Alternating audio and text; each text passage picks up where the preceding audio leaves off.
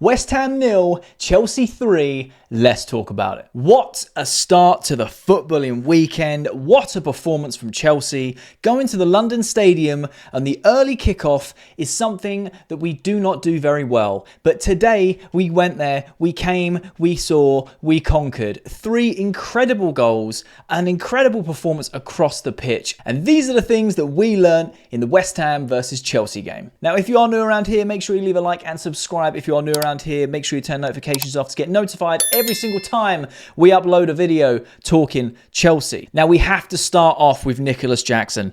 Nicolas Jackson proved all the haters wrong today. And I'm going to hold my hands up because I said I think Nkunku should start ahead of Jackson based off of the previous performance against Bournemouth. And you know what? I've got egg on my face and it feels good to clean it off because Jackson started today and he proved to everyone why he is Chelsea's number 9.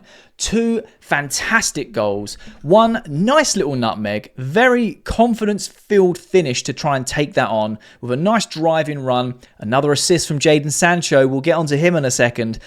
Nicolas Jackson driving down that left-hand side. Tidy little finish through the keeper's legs. I mean, the celebration goes without saying. It's just Nicolas Jackson in a nutshell. But what a finish from him. The second goal, where has this Jackson finishing been? Like, so composed, tidy little Trivela finish into the corner. What a game he had. And I'm not just talking the goals. His link-up play, his hold-up play, his passing. Everything he did was crisp and sharp, and it had intensity. Everything he touched today turned to gold. Now, let's move on to Jadon Sancho, because Jadon Sancho is proving to everyone why he deserves to start and how good of a player he actually is. That's 2 assists in 2 games. Now, this guy has only played 90 minutes of football in a Chelsea shirt and has 2 assists. What does that tell you about Jadon Sancho and this signing? It seems to be a match made in heaven. Now, I don't want to get ahead of myself because there is a long season ahead. And his form may dip. It may continue. We don't know. But at the moment, let's just enjoy it, Chelsea fans. Jadon Sancho, 2 assists, 2 games, played incredibly well. Another thing that we have to put on screen is this. Chelsea are currently second in the table above Arsenal. How long has it been since we've seen Chelsea this high in the table? Now, I know I'm getting ahead of myself. I'm just having a bit of fun with you. Okay, it was the first game of the weekend. We win 3-0. Another clean sheet. I'm just still gassed over the result. But currently second in the table. It'll be very interesting to see where we finish come the end of the weekend. But I just wanted to put that on the screen so we could all enjoy that together. Now, it does have to be said that West Ham did not look up for this game today. They gave us so much space. They allowed us to play. And what I will say about Chelsea playing very well today, I'm not going to say that we were prime 08-09 Barcelona because we weren't. We were very, very good today. We were very cohesive. Defensively, we were a unit. The transitions were fast and we played with intensity, with a crisp passing. The midfield was a tight unit. The attacking front 3 in the transition, very clinical when we had the chances. And we had more chances to score more.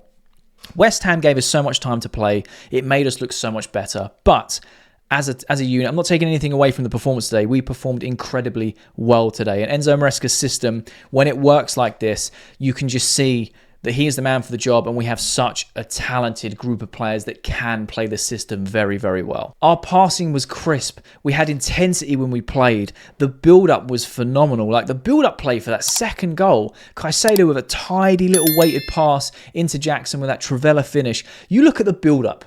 Look at the build-up, how that goal came together. West Ham were just standing there. They were like, well, we can't get near the ball. And they're playing these we've conceded. It was phenomenal. Now, I know that Nicolas Jackson was given the man of the match, and deservedly so. 2 goals and an assist for Cole Palmer's beautiful finish, by the way, which we'll get onto. But for me, I feel like the man of the match was actually Moises Caicedo. This guy was everywhere. He is the better of the £100 million signings. I'm going to go out and say that. Okay, Caicedo has been going under everyone's radar, consistently putting in unbelievable performances. This guy was everywhere. Sliding tackles, interceptions, weighted passes. He's pressing.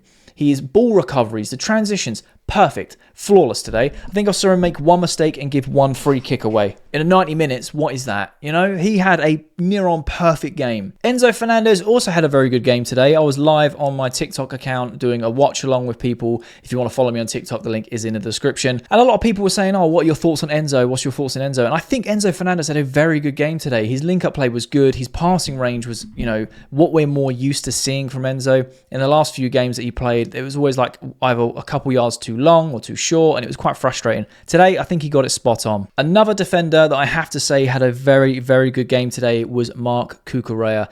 Again, the transitions going from defense into inverting, flawless. The link-up play, great. I see that guy making diving headers, slide tackles, interceptions, clearing the ball, trying to get involved in the attacks. This guy was everywhere, and it needs to be noted that Marc Cucurella had a very good game today. Even though Kudus and Somerville were giving us trouble down the flanks all game, I felt like they were dealt with adequately. Cucurella on one side, Fofana on the other. Now, with Fofana, I really liked him at right back today. He made a few silly mistakes, and Chelsea were very, very lucky to not give away a penalty, and that was the Fofana on Somerville incident. He went to VAR, and it wasn't given. Very, very surprised by that, I'm not going to lie, because we've seen those given time and time and time again. Got very, very lucky in that instance. You take those two sort of instances away, I think Fofana overall got the better of Somerville. There were moments where Somerville got in behind, but I much rathered Fofana at right back than Disasi if that is the option that we're going for. Very good game overall. When it comes to the centre-backs, we have to talk about Tosin and Colwill. I love that partnership. So calm, so composed on the ball. Solid defensively, brick wall.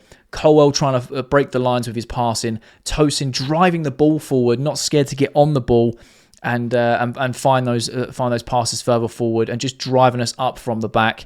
Mate, Tosin and Colwill, what a partnership today. They were solid. And if I'm Enzo Maresca, I'm looking at those three players and trying to work out who I want my partnership to be, because Fofana and Colwill gives you something different to Tosin and Colwill.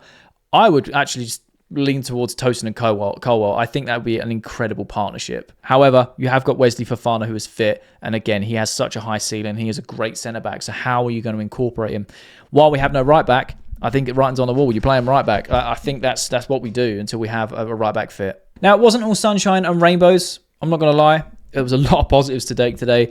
Palmer had a very quiet game, which is a strange thing to say considering he scored an absolute peach of a goal set up nicely by Nicolas Jackson. But this is something I said in my pre-match, or like the predicted lineup video, which, by the way, thank you so much for all the love and support on that. You guys are incredible, and I love you for that. I did say that when Palmer plays centrally, he gets shut out of games very easily, and this is the same thing that happened today. Yes, he got his goal because he broke out of that sort of trap that the West Ham were putting him in while they were just blocking that central areas. They were also fouling Palmer a lot. They're just looking to injure him. They know that that's where our creativity comes from. Well, that's what opposition teams seem to think. We have so much creativity going forward that you isolate Palmer, we can still create goals from elsewhere. And I think teams are going to find that this season as something that's kind of gone under the radar.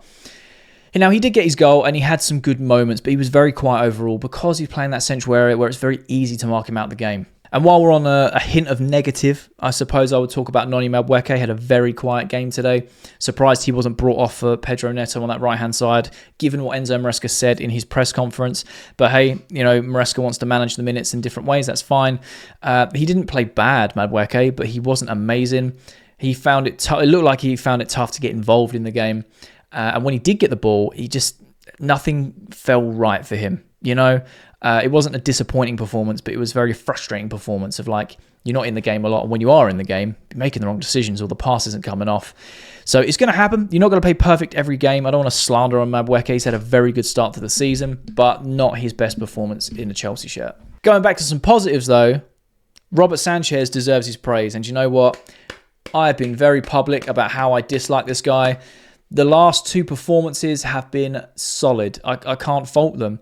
His distribution has been incredible. His saves have been on point. He's been reliable when called upon. 2 clean sheets in 2 games. What is it? This entire team seems to have clicked. And I want to praise Robert Sanchez because he played very, very well today when he was called upon. Now, typically, this is a fixture that Chelsea do not do well at all. Away at West Ham is always a difficult game. London Stadium, we seem to find it hard to play there. We either get people sent off or we get absolutely battered. But But today, the tables have turned and Chelsea got the 3-0 victory. Another clean sheet, 3 great goals, clinical from Nicolas Jackson and Cole Palmer, who didn't have many chances. Boys, it's a great, and girls, it's a great start to the footballing weekend. Chelsea sitting second until the rest of the games obviously inevitably play. What a performance. So those are the things that we learned from West Ham 0, Chelsea 3. Another great performance. I hope you guys enjoyed this video. If you did, be sure to leave a like, subscribe if you are new. Make sure the notifications are turned on so you get notified every time we upload Talking Chelsea. So I want to know your thoughts on the game in the comments below. What were your thoughts overall? Do you think I got it right with my analysis? Do you think I've missed things? Let me know in the comments. I love having a conversation with you guys. And at this point in the video, a thumbnail is on the screen. And I don't quite know where it is yet. But if you enjoy Chelsea content, then click the thumbnail because you will enjoy that video. And until next time, guys, peace.